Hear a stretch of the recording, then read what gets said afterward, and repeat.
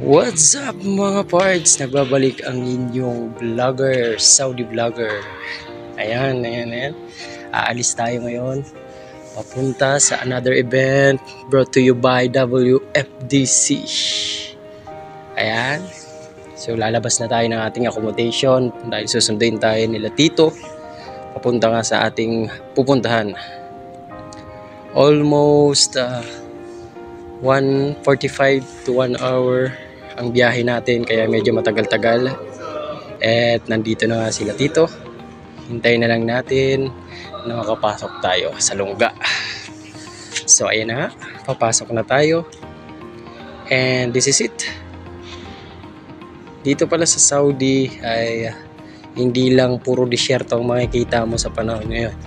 Karamihan dito ay marami ng puno, mga buildings na hindi ma-expect. Marami na rin mapagagalaan dito. Tulad na nga ng pupuntahan natin. Itong pupuntahan natin ay tinatawag na Amaria Hills, na kung saan maraming resort dito, maraming farm, kaya marami kayong makikita mga puno ng dates na tinatawag yung pinakaprutas dito sa Saudi Arabia. Dito rin makikita yung factory nila, nadaanan na namin. So ayan, malapit na tayo, pero bago ang lahat, magi-stop over muna tayo kasi sa mahaba-haba naman namang paglalakbay. Nagutom tayo at ito, kakain muna tayo na tinatawag dito sa Saudi ang pinapambansang pagkain, ang kabsa. Chicken with rice yan, parang biryani, pero made in Saudi kasi Saudi means kabsa. So ayun na nga, kakain muna kami nila Tito at nagutom kami. Ayan, chicken. Ayan, ang hataw-hataw kumain niya kasi gutom talaga ako. Almusal lang ako, nagkape lang, no rice. So para akong kambing dito dahil kumakain ako ng dahon. So ayan, nakarating na nga kami sa aming pupuntahan. At yan, ang laki-laki ng gate nila.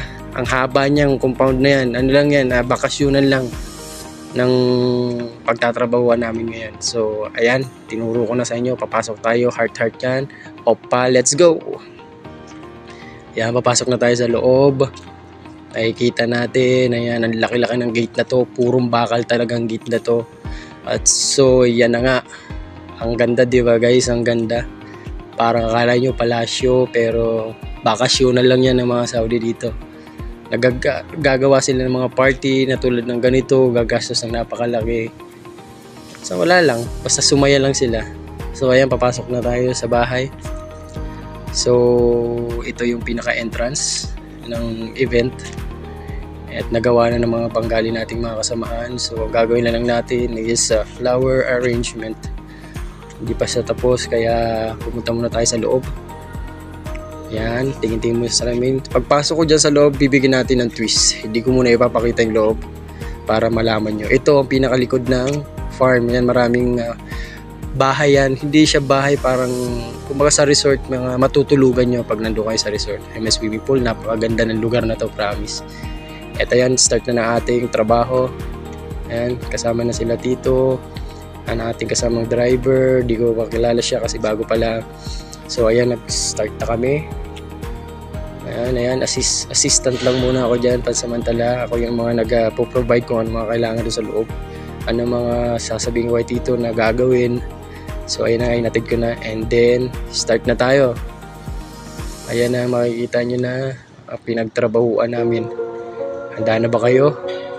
Bibilangan na natin. Let's go mga quiz. In 3, 2, 1. Ano pa hinihintay tayo? Arat na! So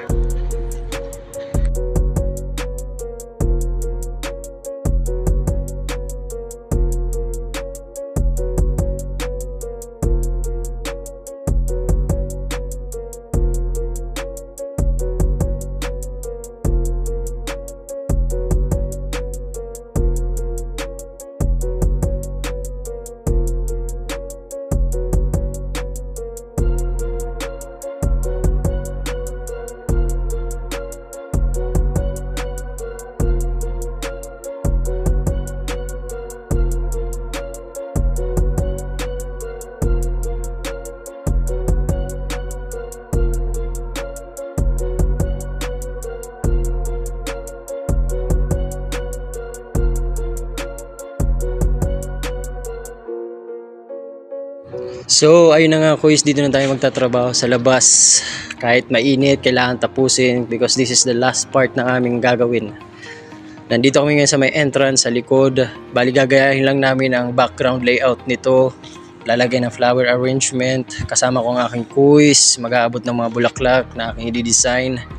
And tingnan nyo na lang ang pinaka-finishing product. Let's go!